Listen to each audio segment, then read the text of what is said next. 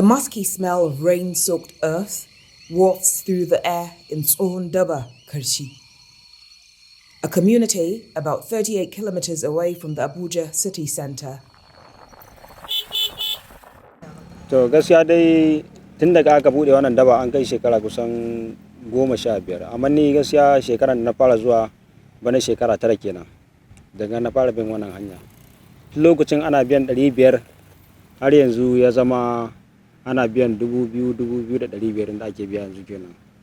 Wurin da ake kaiwa cikin daji shine gun masu tonon zinare, su ne suke aikin wannan dajin, da kuma mazauna cikin dajin masu noma, da kuma wanda suke dawowa cikin dajin suna zama a ciki. After 30 minutes on a motorbike, braving bumpy rocks and potholes, we reach a private mining camp. This site is rich with figments of gold and other rare earth materials. In the early hours, the water is fresh and clear. But by noon, it turns brown. Locals say chemicals turn the water this color. Some use mercury, which acts like a magnet to bind flecks of gold from the soil. Zinari ne, ja ne amma to abin da yasa yanzu kaga ya koma fari ko to mun sa mai chemical ne saboda ya dunkule wuri daya. But the toxic chemicals can seep into natural waterways. Mercury is so toxic it not only pollutes water but also causes organ failure and brain damage. The miners dig up to 9 feet to find soil sediments with gold deposits. Shi wannan aikin na zinari muna tona rami ne, which is muna iya tona rami gaba 11 fiye da haka. Kuma mu yi step, which is muna ce da shi matakala a Hausance, har down. Step na farko, idan ka kai step na farko sai ka kunna fitalanka, sabida me daga nan zuwa down wuri ne wanda duhu ne.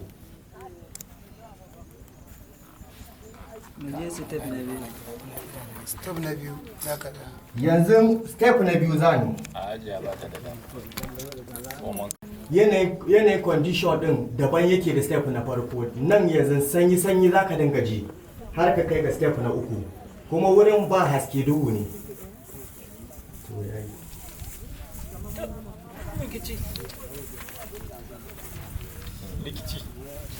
Daga can akwai lotun da sai ne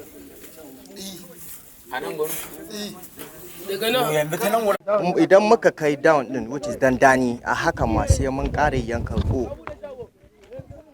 Muka yanka o, muka kai ga kiran wanda in muka sa daga muka katso kaɗan sai mu je mu samfur ɗin shi a turmin samfur mu daka mu duba in akwai zinari sai mu bi shi.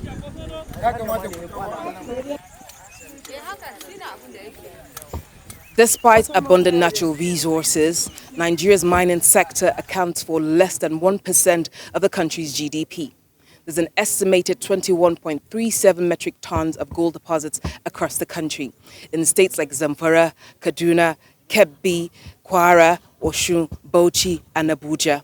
The Presidential Artisanal Miners Initiative is intended to help local miners have a better quality of life.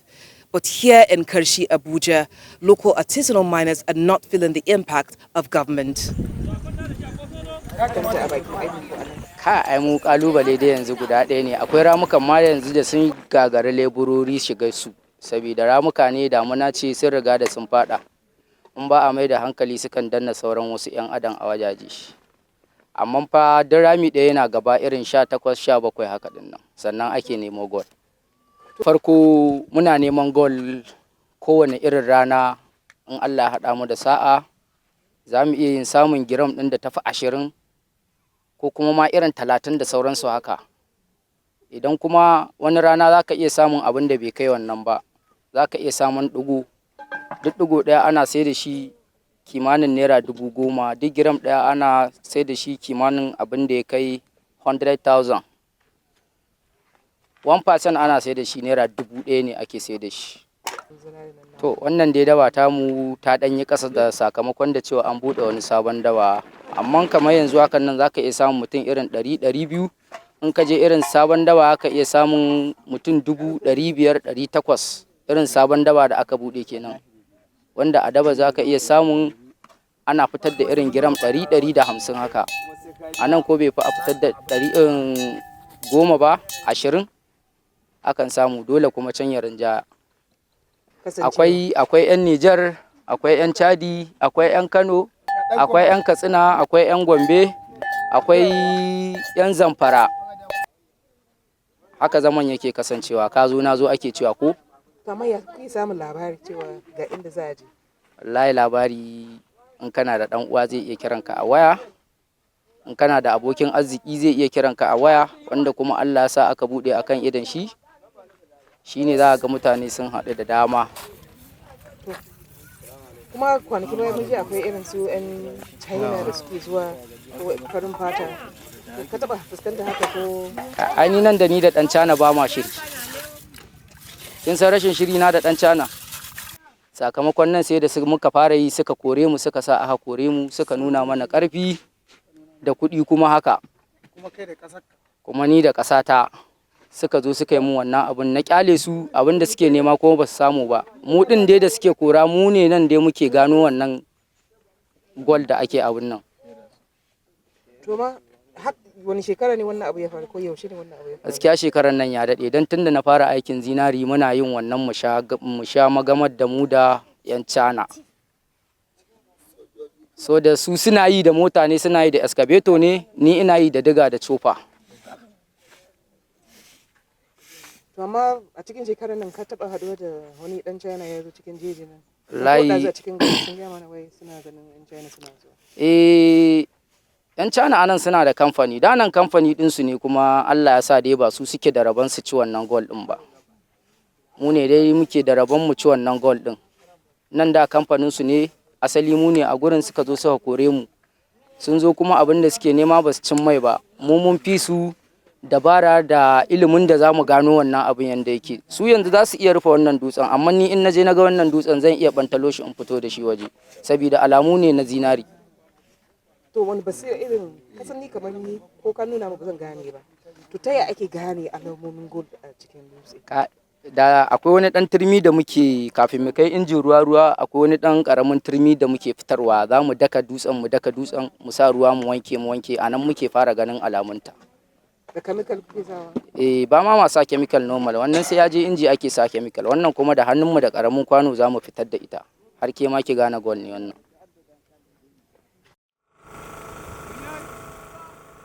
The miners dig up to 9 feet to find soil sediments with gold deposits. They then move the sand to a sluice box. The sluice box is covered with a carpet to trap the gold and separate it from the less dense soil.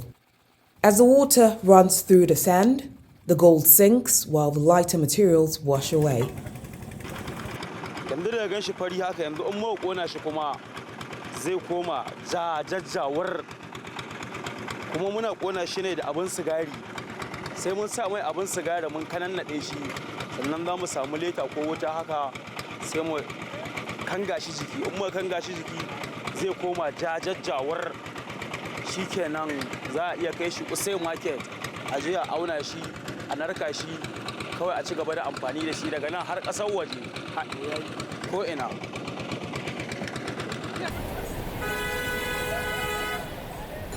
Masu kasuwanci shi ba mutumin da za ki shigo a cikin kasuwan nan a ce lalle ga shagon sanan shi yake saidawa. Akwai kamar masu sayan irin na Najeriya. Ba wani wurin da za ki nuna a ce ga inda ake saida shi. Saboda wasu ma in suka zo in dai ba wanda ya san ka ba ma kai ba ka san sun zo da shi cikin kasuwa. Sai su zo su saida su har kansu su tafi.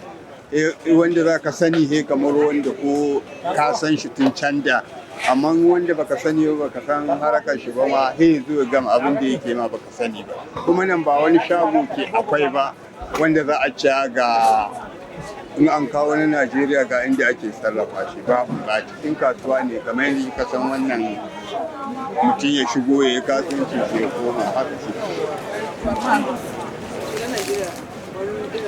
suke yi karkace a koye yake kenan ba wai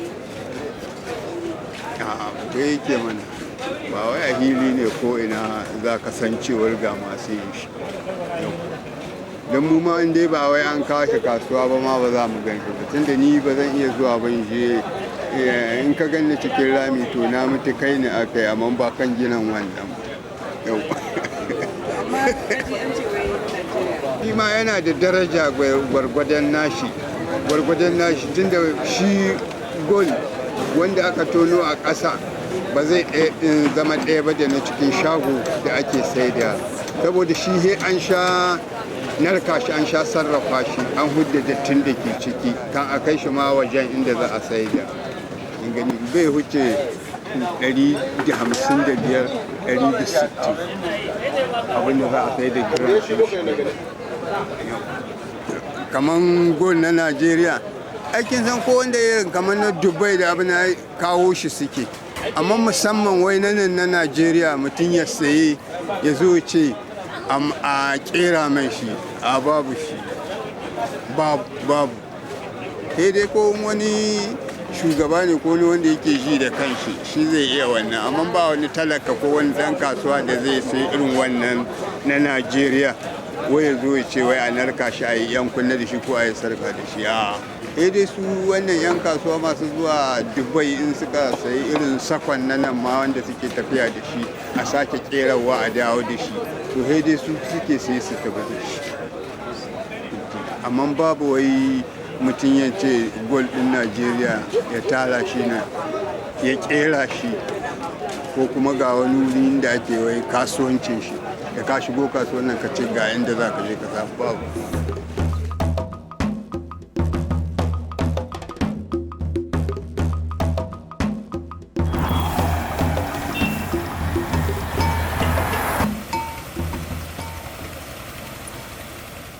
From the hilltops, gold sediments wash downhill.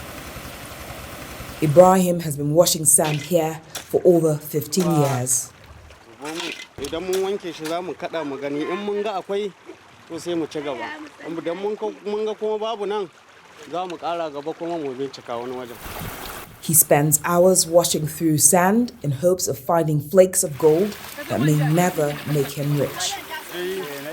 Kin ganta yan maririyan nan? A haka za a tattara su fa. To a hakan za a tattara su. Har mu je a dan samu abin da aka ci. A gasa ta idan aka gasa za a samu ko fasan 5 shine 5,000. Digo 1 10,000, digo 2 20,000, gram 1 100,000. Madam. On a lucky day, he earns 30,000 naira. And other days, he gets as little as 2,000 naira. It takes him up to 3 months to gather 1 gram of gold. A gram of gold is roughly the size of a grain of rice and weighs as much as a teaspoon of water. Ibrahim says dealers pay roughly 100,000 naira per gram of gold.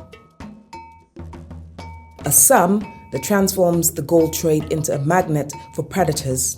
Kidnappers and armed bandits stalk the mining sites, turning what should be an economic lifeline into a deadly intersection for violence.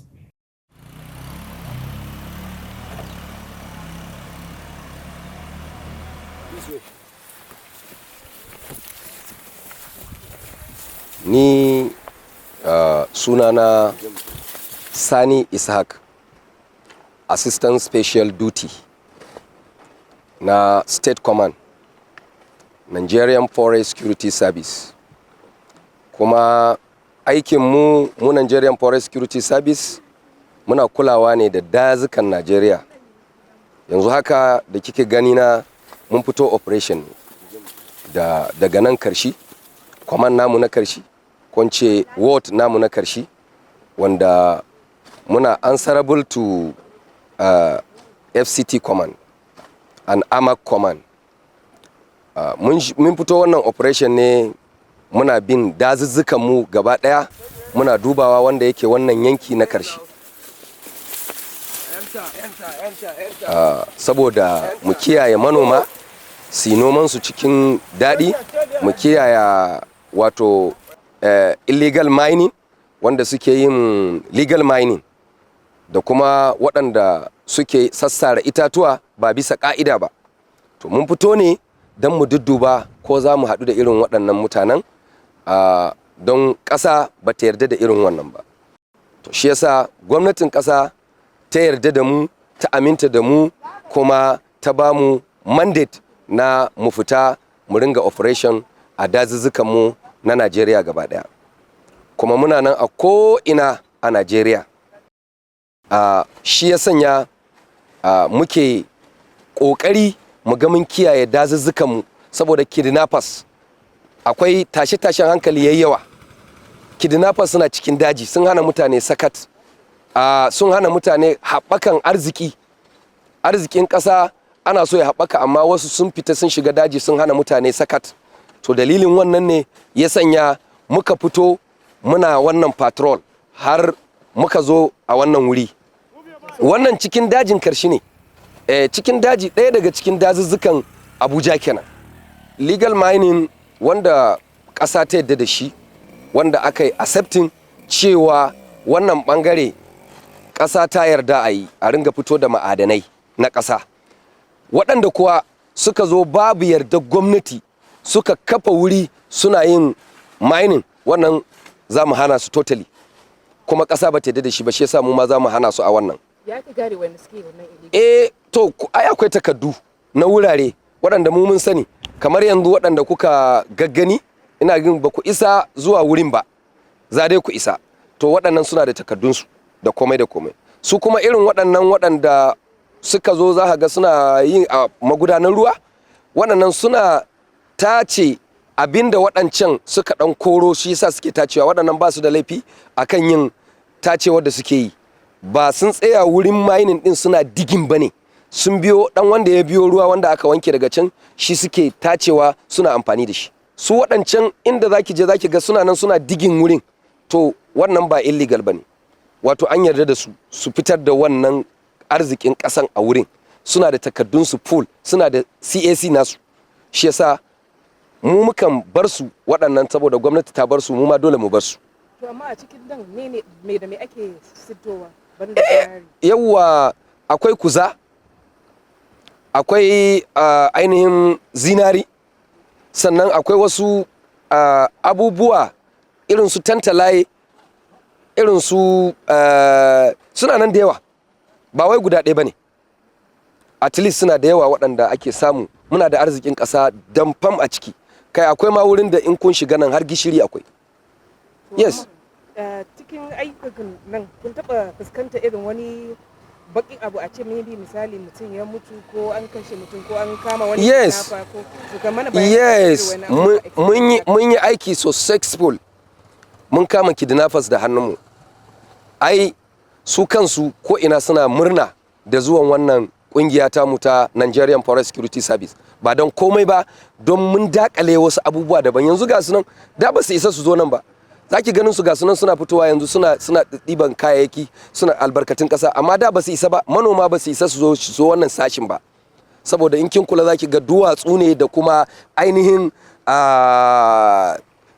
duwatsu da kuma bishiyoyi ga sunan ko ina inda suke ɓoyewa suna kwanta, amma duk mun hana su yanzu. Akwai bambantawa, mun haɗa abin da ake ce ma joint task force tare da police da soja da civil defense, muka shigo dajin nan rana ɗaya, sanda muka kama kidnappers sun kai 5.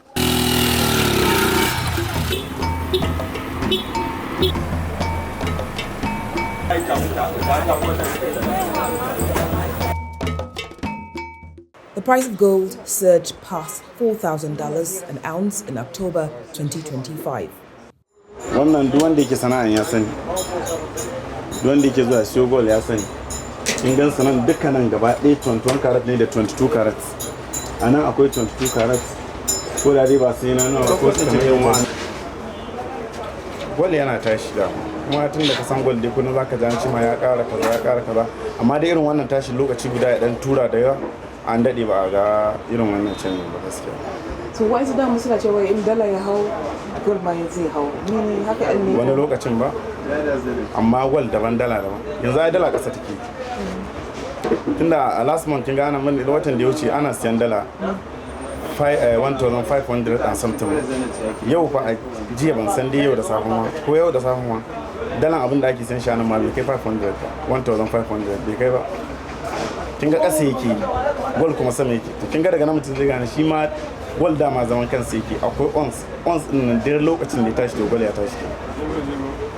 Kawai mu da busan harkar da kuma ya sana yake abu yana ba mu mamaki a ce a take kawai ya haura sosai kuma an ce ya daɗe sosai last time ya haura sosai 2008 aka ce shi ne yawan tun 2008 nan bai hau har $4,200 per ounce ai wancan karin ko $2,000 per ounce to yanzu kuma ya kai kusan 4,200 zaka iya mana bayanin me yasa a take kawai abin ya haura har wannan ai wani zubin ko ana la'akari da economic na duniya kin ga yanayin da ƙasa duniya take yanzu harka like economic din ya to kuma duk lokacin da economic din ya dan yi rawa ka zaka nan gani abubuwa musamman da shi gold yana hawa dukkansu.